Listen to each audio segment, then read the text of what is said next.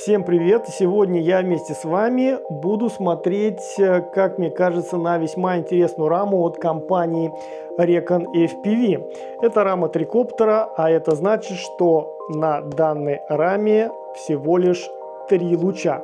А еще данная рама предназначена для установки 6 моторов. Компания Recon FPV предлагает уже готовый коптер на данной раме. Но мне кажется интереснее собрать что-то свое. Вы на канале Жукарама FPV, я Михаил, поехали. Ну что, давайте откроем коробку. На самом деле данный проект я хотел, вернее подобный проект я хотел замутить достаточно давно. Меня всегда интересовали нестандартные рамы, и один из проектов подобных у меня уже есть на канале.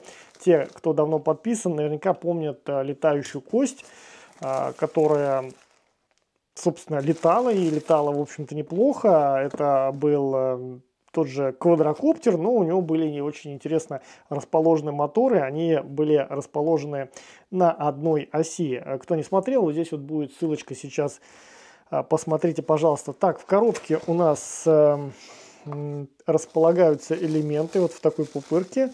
Достаточно богатая должна быть комплектация. Давайте сейчас все это вытащим, чтобы это не мешалось нам. Вот, и посмотрим, что же нам положил Recon FPV. Ну, естественно, в вакууме у нас карбоновые элементы. Последовательно будем вскрывать пакеты. Давайте посмотрим, что у нас вот в этом пакете.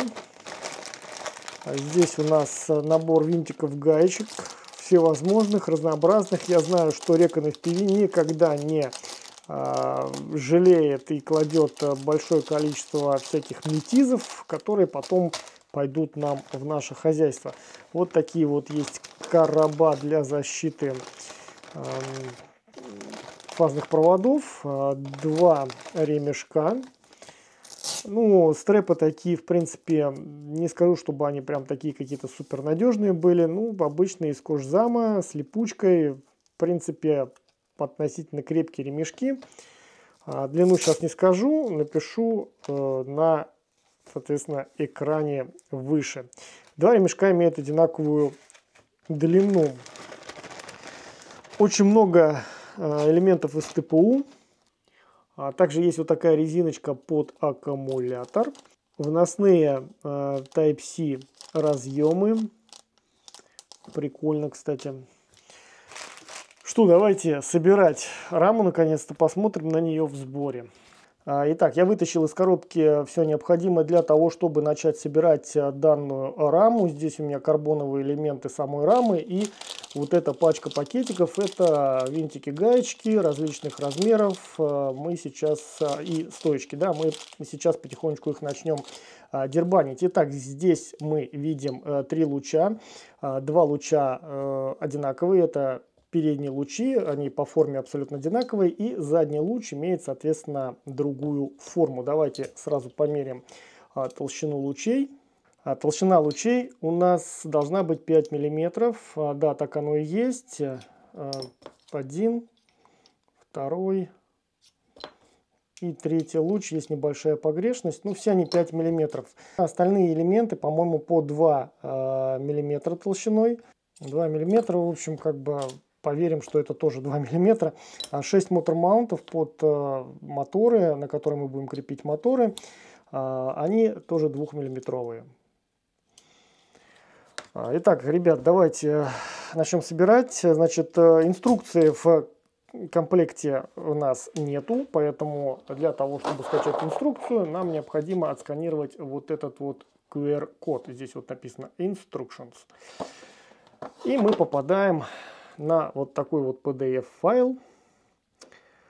Можно его, конечно, распечатать на компьютере, но здесь, в принципе, есть схема сборки, и этого будет достаточно. Прежде чем начать сборку, мы должны, в принципе, для себя определить, под какую видеосистему мы хотим собирать данный трикоптер, потому что нам необходимо будет установить вот такой вот маунт под курсовую камеру. Он есть под O3, уже с контейнером для крепежа AirUnit, или просто просто под курсовую камеру. Я, скорее всего, буду, наверное, собирать нечто аналоговое на ней. Ну, в принципе, потом можно, если вдруг что-то изменится, поменять вот этот вот элемент из ТПУ и поставить сюда О3. Ну, я буду, наверное, делать все-таки аналоговый сетап.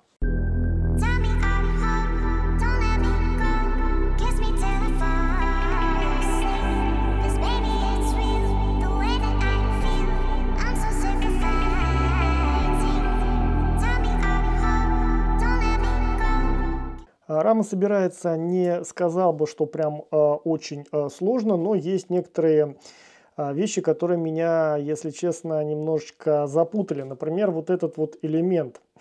Я, если честно, думал, что это вообще элемент от рамы, но к раме он не имеет никакого отношения. По самому конструктиву два элемента, да, сборочных. Первый элемент собирается вот эта вот нижняя пластина, на нее же мы устанавливаем маунт для курсовой камеры и, соответственно, задний маунт под разъем XT60, я надеюсь, и возможно здесь сюда еще что-то закрепить. Сверху у нас крепятся вот эти вот наши три луча, да, соединенные вот такими двумя пластинами. Вот с этой стороны такой вот как бы, ну, замка здесь нету, да, здесь просто лучи, они плотно устанавливаются друг к дружке. Здесь у нас все стягивается винтиками 10 мм М3. Ну и, соответственно, вот эти вот все элементы из ТПУ, в них впрессовываются стоечки. Стоечки у нас длиною 25 миллиметров. Вот, значит, и поэтому у нас получается, что у нас здесь весьма большое пространство. Здесь мы можем высокий стек налепить, и это хорошо. Мы потом поговорим об этом. Вот так вот выглядит рама трикоптера в сборе. Я ее делаю под аналоговый сетап, и, соответственно, у меня здесь установлены все элементы ТПУ для аналоговой камеры. Смотрите, что я хотел сказать именно по самой раме. Ну, во-первых, если вы хотите все-таки установить сюда DJI O3, то вам необходимо будет поставить вот эту вот ТПУшку вот сюда и вот такие вот... вот такой маунт под антенны, соответственно, вот сюда вот. Он здесь, кстати, устанавливается очень интересно, без единого винта. Он просто устанавливается в такую дырку в раме. Этот же элемент также устанавливается, но он более плотно, мне кажется, будет сидеть, потому что он еще будет иметь упор вот в этот вот кронштейн для GoPro. Ну, я думаю, этого достаточно, никаких крепежей именно там сажать на клей нет необходимости, потому что сюда встанет еще, воткнется антенна, и это все будет плотно сидеть. Но я сейчас не об этом. Вот смотрите, в данной раме заложена интересная штука, не зря. Здесь вот такой вот USB Type-C удлинитель. Он предназначен для чего? Для того, чтобы вы могли подключаться к полетному контроллеру вот с этой стороны. А эту часть вы подключаете, соответственно, к полетнику. Все устанавливается это вот здесь. Вот я не знаю, насколько вам видно. Постараюсь сейчас приблизить. Не знаю, буду ли я использовать данный удлинитель в своем сетапе, потому что я еще пока не решил, какой стек я буду покупать. Что касается мотор-маунтов, значит, смотрите, моторы устанавливаются с двух сторон. Здесь я их закрепил, то есть мотор-маунты крепятся на два винта вот с этой стороны и вот с этой стороны. Здесь же я не закрепил, чтобы показать вам, как это будет в дальнейшем. То есть один мотор мы ставим сверху, прижимаем его винтами. Вернее, не так, мы вот так вот мотор ставим сюда, здесь мы его прижимаем винтами. Хотя, слушайте, ну тогда, в принципе, можно вот эти вот... Блядь. Короче, если нам необходимо будет установить сюда моторы, мы эти мотор-маунты откручиваем, ставим моторы и присобачиваем уже непосредственно с моторами с одной стороны и с другой стороны рамы. Здесь мы используем вот такие вот винты М2. Ну вот как-то так. Не менее интересное решение по креплению аккумуляторной батареи. Аккумуляторная батарея здесь крепится у нас снизу. Я, если честно, не люблю такой вариант крепления аккумуляторной батареи, потому что у нас получается вот эта вот масса вся будет снизу. В моем понимании лучше толкать вот этот вес, чем тянуть его за собой. Не суть, я хотел вообще не об этом сказать. Смотрите, вот по поводу вот этой штуки. Здесь у нас есть ремешок, и решение очень интересное. То есть мы сначала просовываем вот этот ремешок вот с этой стороны. Так, теперь вот с этой стороны. Так, теперь мы устанавливаем этот ремешок сюда. Вот, допустим, у нас будет вот такой пак стоять здесь. И эта штука у нас крепится вот таким вот образом. Для чего это, я сейчас поясню. Прикольно. Насколько это геморройно каждый раз это так вот крепить, я, если честно, не знаю, надоест мне это или нет. Но в этом на самом деле есть определенная фича. То есть, когда вы приземляетесь на данную батарею, если у вас не будет вот этих вот ножек, да, у вас может коптер ковыльнуться, да, и, соответственно, там повредить пропеллер. А здесь предполагается, что при посадке у нас трикоптер должен держать устойчивость, да, он не кувыркнется, не заденет пропеллером землю и, собственно, не повредит пропеллер. Ну вот как-то так. То есть вот он приземлился и не кувыркнулся. Так, что у нас остается в сухом остатке? Ну, во-первых, остался вот этот вот элемент СТПУ. Это держалка антенны T-Mortal, либо ELRS, либо Crossfire, который располагается, устанавливается вот здесь вот у нас сбоку. То есть если вы хотите использовать одну антенну вот таким вот образом, другую вот таким вот, то есть можно использовать вот этот маунт. Или вы хотите использовать одну антенну, которая будет крепиться вертикально. Классическое взвешивание. Давайте посмотрим, сколько весит рама в собранном виде. 112 грамм. Расстояние между моторами по передним лучам 200 миллиметров. Задний луч, ну вот возьмем от переднего луча, где-то приблизительно 13,5. Для понимания терминологии, то, что делает Recon FPV, это, конечно же, не трикоптер. Это так называемый Y-коптер, или, как правильнее, наверное, называть, Y6 коптер. Это коптер, на котором у нас установлено 6 моторов и, соответственно, 6 пропеллеров. В классическом же своем исполнении трикоптер имеет всего лишь 3 мотора, 3 пропеллера. К тому же задний мотор у трикоптера управляется сервой. Серва нужна для того, чтобы мы могли управлять явом, то есть рысканием, потому что, ну, 2 мотора, вращающихся в противоположном направлении на передних лучах, они не дадут нам управлять рысканием или осью яв. В процессе создания данного видеоролика у меня немножечко изменилась концепция той модели, которую я хочу построить на данной раме. Кроме Y6 коптера есть еще модель с 4 роторами, называется она Y4 коптер. Это когда у нас 2 мотора расположены на передних лучах и 2 мотора расположены на заднем луче, соответственно, соосно. Один сверху, другой снизу. В этом случае нам не нужно ставить серву, а вот эта вот комбинация из 2 моторов даст нам управлять рысканием без проблем. К тому же в Betafly есть такая модель миксера. Что же касаемо Y4 коптера, на самом деле его проще сделать, чем Y6 коптер, хотя бы потому, что нам в этом случае не придется извращаться с элементной базой и каким-то образом придумать, как же нам подключить 6 моторов.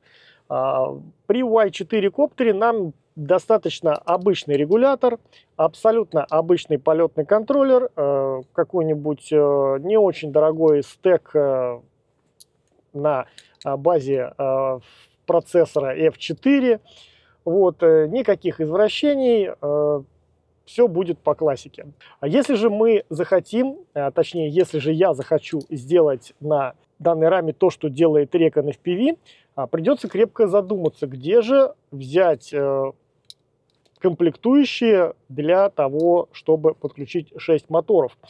Я вижу, в принципе, два решения. Первое решение, оно абсолютно классическое, оно очевидно. На каждый мотор мы вешаем индивидуальный регулятор. Тем более сейчас есть регуляторы в таком slim форм-факторе. Они тоненькие и, в принципе, достаточно высокотоковые. Там, по-моему, 40 ампер, я что-то такое видал.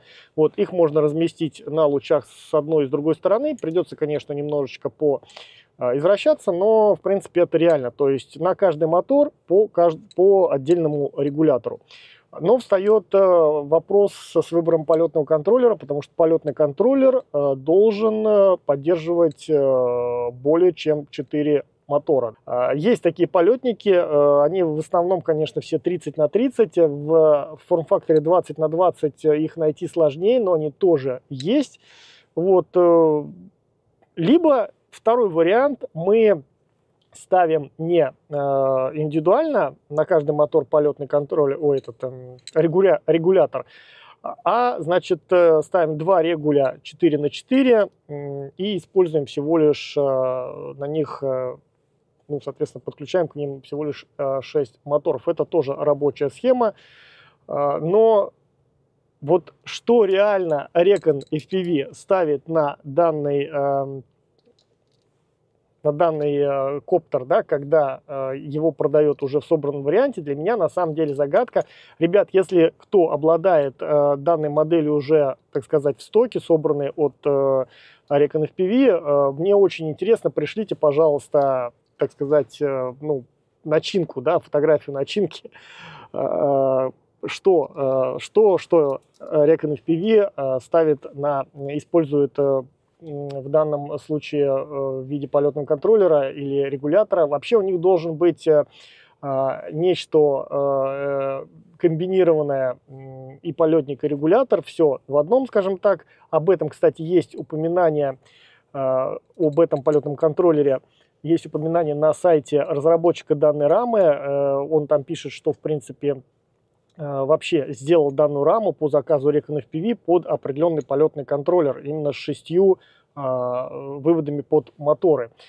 Я обратился в техподдержку Recon FPV, и, в принципе, они мне ответили так пространно, да, то есть сейчас на сайте у них ничего купить нельзя вот в этом плане, ну, в плане вот этого полетника, да, или там какого-то регулятора с 6 выходами под моторы.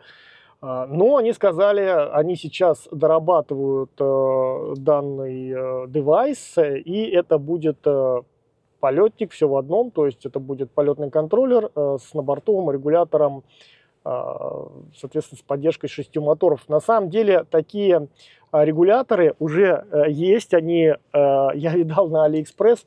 Во-первых, есть флайвушный стек, там регуль под 6 моторов, но на самом деле он вообще практически ни о чем, потому что максимальный ток, который он может выдавать, это 15 ампер, и это сделано под специальную гексу маленькую такую, которую Flywoo выпускает вот, чисто такой, как зубочистка.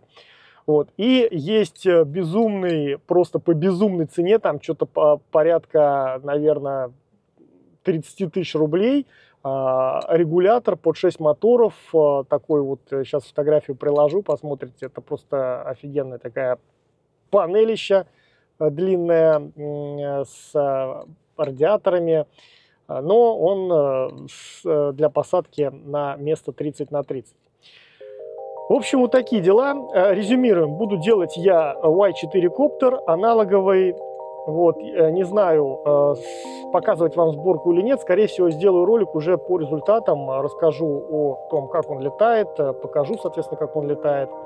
А на этом, ребят, все. Всем большое спасибо за просмотр. Подписывайтесь на канал. Ставьте лайки, дизлайки. Заглядывайте в описание. И, соответственно, подписывайтесь на мой канал на Рутюбе и на Дзене. Потому что YouTube в последнее время у нас совсем приболел. Не забываем про телеграм-канал, телеграм-чат. Все ссылки есть в описании. Все. Аминь.